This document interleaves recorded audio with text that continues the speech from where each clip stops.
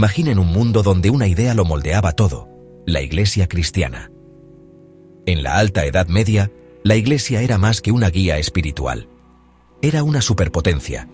Coronaba reyes, comandaba ejércitos y moldeaba cada aspecto de la vida diaria.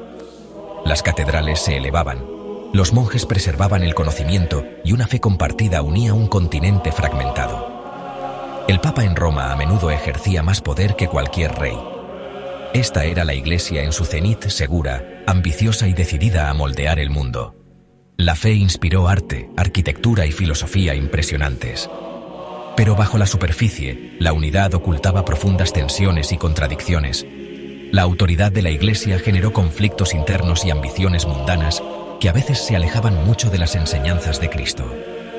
Esta Edad de Oro fue compleja y turbulenta, definiendo la civilización occidental durante siglos. Su legado, belleza, división y un mundo cambiado para siempre. El 1 de julio de 2025 todavía sentimos sus ecos. Durante siglos, el cristianismo fue una familia extensa con dos centros principales: Roma en Occidente y Constantinopla en Oriente. Con el tiempo, las diferencias culturales y políticas se convirtieron en una profunda división. Para 1054, la división se hizo oficial: el Gran Cisma. El Papa en Roma dirigía la Iglesia católica. El patriarca en Constantinopla dirigía la Iglesia ortodoxa. La ruptura final fue dramática: excomuniones mutuas en la Hagia Sofía. A partir de entonces, las dos ramas tomaron caminos separados. El sueño de un imperio cristiano unificado se hizo añicos. Esta división debilitó la cristiandad y alimentó siglos de rivalidad. Para la gente común, la división fue gradual, pero su impacto fue duradero. A lo largo de generaciones, las dos iglesias solidificaron sus propias identidades y doctrinas. El único río del cristianismo primitivo se había bifurcado en dos poderosas corrientes. Oriente y Occidente se convirtieron en civilizaciones distintas. El mundo cristiano estaba ahora permanentemente dividido. ¿Qué causó la división? Poder y doctrina. En Occidente, el Papa reclamó la autoridad suprema como sucesor de Pedro. Oriente veía a la Iglesia como un concilio de iguales, no una monarquía. Este choque sobre la primacía papal era una bomba de tiempo. Las diferencias doctrinales profundizaron la brecha. Occidente añadió, y el Hijo, filioque, al credo, lo que enfureció a Oriente. Otras diferencias, el celibato, el idioma, incluso el pan usado en la comunión, se convirtieron en símbolos de incompatibilidad. Cada lado veía las prácticas del otro como arrogantes o heréticas. Estas grietas se ensancharon hasta que la estructura colapsó en 1054. La división fue más que una cuestión de poder. Fue una cuestión de identidad. Dos visiones del cristianismo, ahora irreconciliables. La unidad de la Iglesia desapareció, reemplazada por la rivalidad y la sospecha. Las consecuencias resonarían durante siglos. Con Oriente separado, el Papa en Roma se convirtió en el líder indiscutible de la cristiandad occidental. En 1095, el Papa Urbano II llamó a una guerra santa, la Primera Cruzada. Instó a los caballeros a dejar de luchar entre sí y a recuperar Jerusalén del dominio musulmán. El Papa prometió la salvación a quienes tomaran la cruz. Las cruzadas fueron tanto una misión espiritual como un movimiento político para unir a Europa bajo el liderazgo papal. Ofrecieron a los caballeros inquietos una nueva causa y un camino hacia el perdón. La respuesta fue abrumadora. Deus vult, Dios lo quiere, resonó por toda Europa. Nació la Primera Cruzada, desatando una cadena de guerras que remodelarían Oriente y Occidente. El llamado del Papa fue una obra maestra de fe y política. Las cruzadas definirían una era. Fe y ambición marcharon de la mano. El mundo nunca volvería a ser el mismo. Contra todo pronóstico, la Primera Cruzada capturó Jerusalén en 1099, a un terrible costo humano.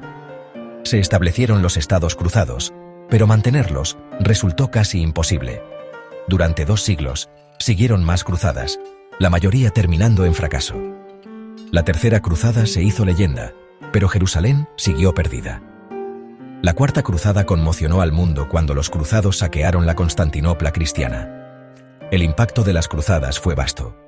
Abrieron el comercio, trajeron nuevos bienes e ideas y reintrodujeron el conocimiento antiguo en Europa. Este intercambio intelectual ayudó a encender el Renacimiento. Políticamente, el papado y los monarcas ganaron poder, mientras que los señores feudales perdieron influencia.